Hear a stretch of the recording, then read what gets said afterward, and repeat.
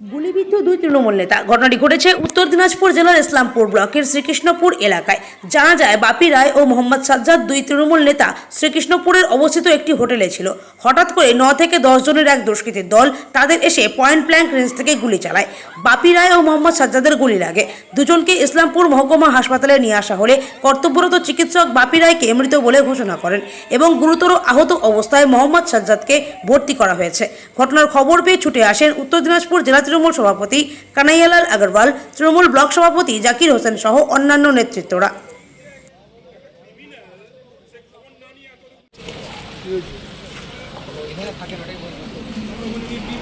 কাজে পাঠিয়েছি, সেকেন্ড অফিসারকে সবাইকে আলাদা আলাদা কাজ করাচ্ছি, যাদের জিনিসটা আমরা করতে পারি। এখানে কেউ রয়েছে পুলিশকে দেখতে পাচ্ছেন, আমি একা দেখে আসি ডেফিনেটলি যে করুক। কিভাবে জানি না, হঠাৎ করে 10 থেকে 15 জন ডাইরেক্ট সবার কাছে অস্ত্র ছিল, সবার কাছে বন্দুক ছিল, বন্দুক এসে ডাইরেক্ট আমাদের উপরে অ্যাটাক করে। আমি আমার পঞ্চায়েত বডি নিয়ে ওখানে টেন্ডারের বিষয় নিয়ে আমি ওখানে বসেছিলাম, গুপ্তা হোটেলে বসে টেন্ডারটা মিলাচ্ছিলাম। তারা গুলি করলো কি জানা গেল? ফেস দেখা গেছে, কাউকে চিনতে পারিনি। কি কারণ হতে পারে সেটা কারণ জানি না আমি। তোমার কি গুলি যাচ্ছে? হ্যাঁ, তুমি রামগঞ্জ ওয়ানের রামষ্ট প্রধানের প্রতিনিধি। এই অহরহ ঘটনা স্যার, কি বলতে হবে স্যার? প্লিজ স্যার, কেন স্যার এরকম? শাসক দলের লোকই স্যার সুরক্ষিত নয়, সাধারণ মানুষ কোথা থেকে থাকবে স্যার? আমরা তদন্ত করছি, একটা ঘটনা হয়েছে, ঠিক আছে, আমাদের তদন্ত করতে দিন একটু। পুলিশ জেলা হয়েছে স্যার, তারপরে অহরহ ঘটনা এরকম। স্যার একটু স্যার, কারা জড়িত কিছু জানা গিয়েছে স্যার? আমরা তদন্ত করছি। আচ্ছা, ওকে স্যার। সুবিধা আমি দিয়ে দিচ্ছি। পঞ্চায়েত সমিতির মেম্বার বাপি, পঞ্চায়েত সমিতির মেম্বারের হাজবেন্ড, ওখানকার প্রধানের হাজবেন্ড সাজ্জাদ, উপপ্রধান, এরা সব মিলে পঞ্চায়েত সম্বন্ধে আলোচনা করছিল, কথা বলছিল। এই সময় 10টা লোক একদম মুখ খোলা অবস্থায় এসে পয়েন্ট ব্ল্যাঙ্ক রেঞ্জে গুলি করেছে। একটা গুলি এই বাপি লেগেছে গলায়, তো ওকে ইসলামপুর হাসপাতালে আনা হয়েছিল।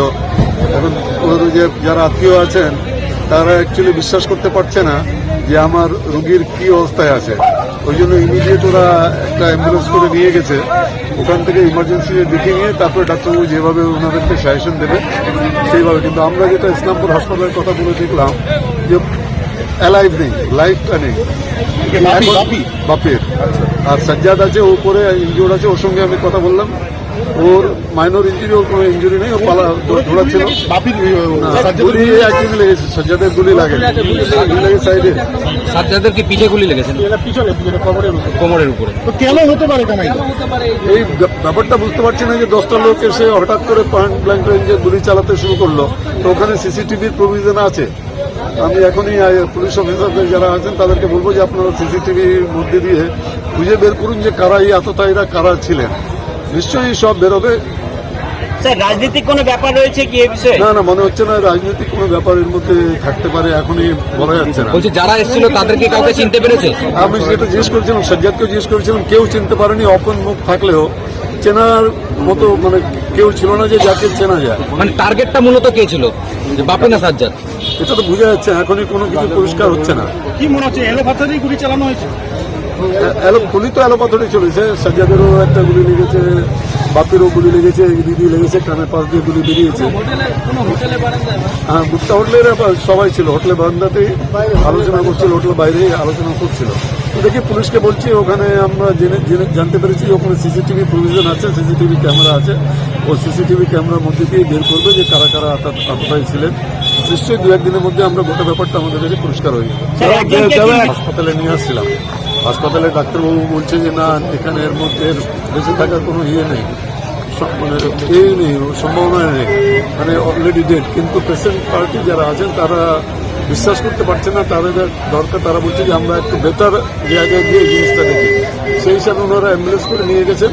কিছুক্ষণ পরে গোটা ব্যাপারটা পরিষ্কার হয়ে যাবে। দাদা একটা বিষয় যে দেখা গেছে যে তো বলেছি, এর আগেও বলেছি, পুলিশ মোটামুটি চেষ্টা করছে, এসপি সাহেব সব রেস্তোরাঁ সব বন্ধ করে দিয়েছে, এগুলা মানে ড্রিঙ্কস গুলো সব রেস্টুরেন্টে বন্ধ আছে।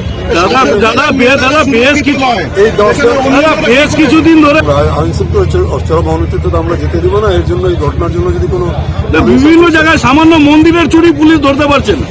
আমরা ব্যাপারটা দেখছি, এই জন্য পুলিশ অ্যাকশন নিয়েছে। ব্রাউন সুগারের একবারে রমরমা কারবার চলছে। না দেখি আমরা বলেছি যে ব্রাউন সুগারের মধ্যে যেটা সাপ্লাই চেন আছে, সাপ্লাই চেনকে ধরতে হবে। সাপ্লাই চেনকে যদি না ধরা যায় তাহলে ব্রাউন এটা সুগার তো আপনারা অনেকদিন ধরে দাবি করে আসছেন, কিন্তু পুলিশ কাজ করছে না। করতে হবে, পুলিশকে করতে হবে।